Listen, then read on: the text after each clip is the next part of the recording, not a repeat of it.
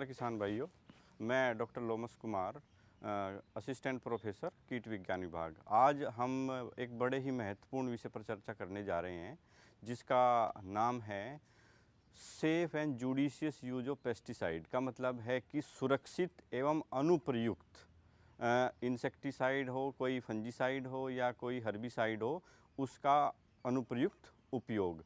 तो इसके लिए कई सारी चीज़ें हैं जिसको हमें ध्यान रखने की बहुत ज़्यादा आवश्यकता है।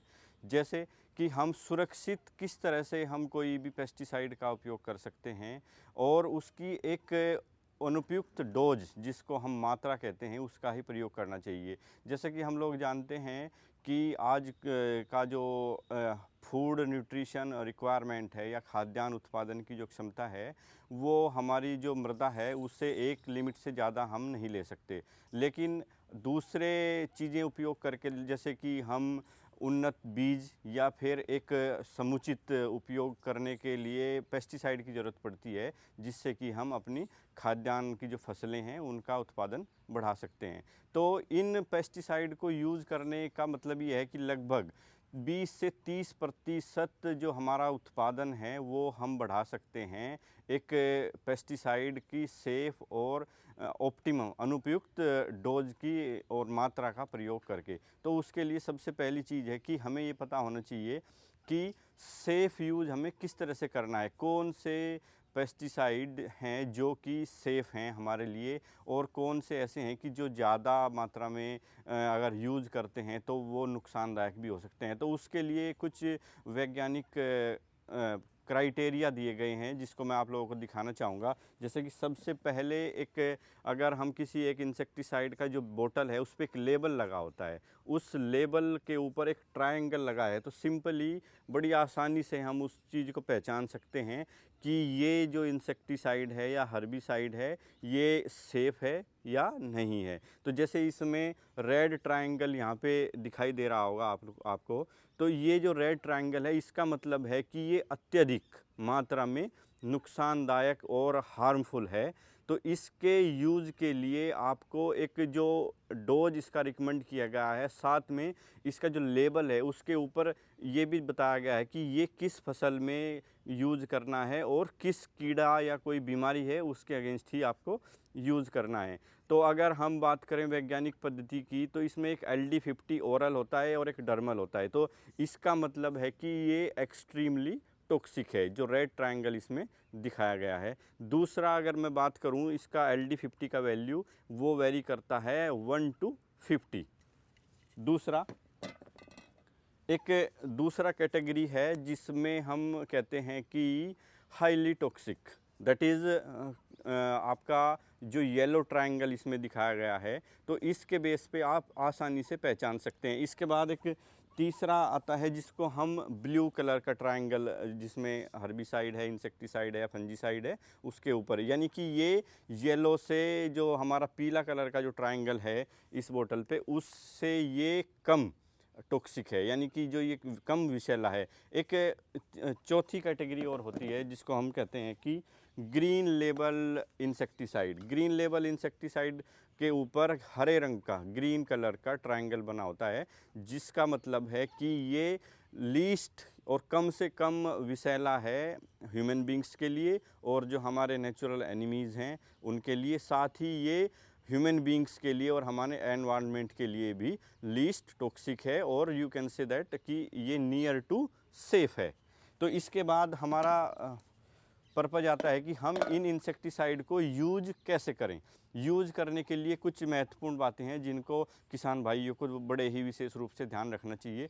सबसे पहली बात तो ये है कि हमें ये निश्चित कर लेना चाहिए कि कौन सा इंसेक्टिसाइड, हर्बिसाइड या फंजीसाइड किस कीड़े के लिए या किस बीमारी के लिए या किस खरपतवार के लिए संशोधित किया गया है या रिकमेंडेड किया गया है। साथ में दूसरी चीज़ ये ध्यान रखने वाली है कि जब भी हम कोई इंसेक्टिसाइड खरीदने जा रहे हैं तो हम उसी समय खरीदें जब हमको उसकी ज़रूरत है। ऐसा नहीं कि हम उसको 5-6 महीने 1 साल पहले ख़रीद के रख लें। उससे नुकसान ये है कि हो सकता है आपके खेत में वो कोई खरपतवार या कोई बीमारी या कीड़ा आया ही ना हो और आप उसका भंडार करके रख लेते हैं, तो वो आपका जो पैसा है वो वेस्ट हो सकता है। दूसरा, दूसरी रिकमेंडेशन ये है कि जब भी आप इसका भंडार करते हैं तो इसको खुले में भंडार नहीं करते। कोई भी इंसेक्टिसाइड, जब पेस्टिसाइड आप लेके आते हैं तो उसको एक बंद कमरे में, या आप कहें कि एक अलग से जो आपका स्टोर हाउस है उसके अंदर रखें। बच्चे हैं जैसे घर में होते हैं कि उनकी पहुंच से वो दूर रहे। दूसरा बात ये है कि जो हमारा खाद्य पदार्थ है या खाने पीने की जो वस्तुएं हैं उनसे भी इनको अलग स्टोर करके रखना चाहिए। तीसरी बात यह है कि हम कई बार ऐसा होता है कि किसान भाई अपने जानवरों का जो मकान होता है उसके पास रख लेते हैं, उसके पास भी इनको स्टोर नहीं करके रखना चाहिए। कई बार ऐसा हो सकता है कि जानवर खुल जाए आपके उस जो आपने जहाँ पे उसको बांध के रखा हुआ है, तो उससे वो उसको कंज्यूम कर सकता है, तो उसकी जो टॉक्सिसिटी है वो जानवरों के लिए नुकसानदायक हो सकती है। तीसरी बात इसमें आती है कि इसको यूज कैसे करना है। कोई भी पेस्टिसाइड है उसको यूज़ करने का एक सिंपल सी तरीका है। सबसे पहले तो उस बोतल के ऊपर, उस इंसेक्टिसाइड, फंजीसाइड, हर्बिसाइड के ऊपर जो लेबल लगाया आप उसको अच्छे से पढ़ें।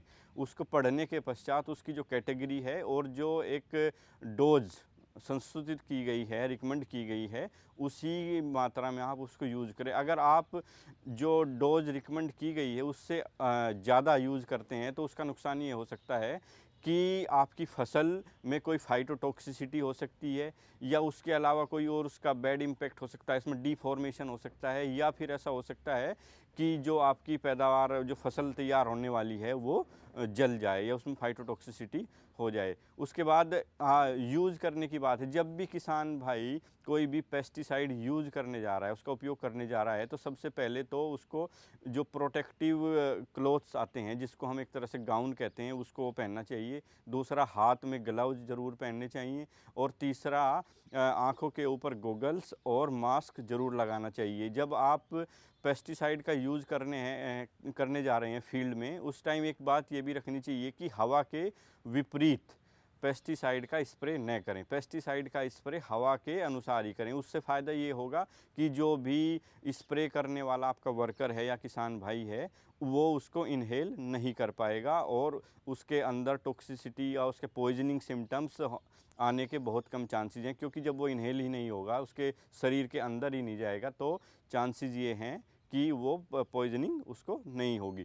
तीसरा, जब भी आप कोई पेस्टिसाइड यूज़ कर लेते हैं, उसके बाद जब जो आपका डब्बा या कंटेनर बचता है, तो उसको कभी भी चलते हुए पानी में या किसी आपके खाद्य पदार्थ के साथ में उसको नहीं रखना चाहिए। उसको प्रॉपरली डीकम्पोज करना चाहिए, क्योंकि अगर चलते पानी से आप रखेंगे तो बहुत सारे पशु पक्षी उसकी पॉइजनिंग का शिकार हो सकते हैं। तीसरा, कई बार आदमी खेत में ऐसा होता है कि चलता पानी पी लेता है, तो उसको पॉइजनिंग हो सकती है। तीसरी बात यह है कि जहाँ पर भी आप इसको भंडार करके रखें वहाँ पे नमी नहीं होनी चाहिए। और जब आप इसको डीकम्पोज करते हैं, जो खाली डब्बा है आपने यूज़ किया है, या तो उसको मिट्टी में ज़मीन के अंदर दबा दें या फिर उसको जला दें। ये एक उचित समाधान हो सकता है जो खाली कंटेनर है उसका। धन्यवाद।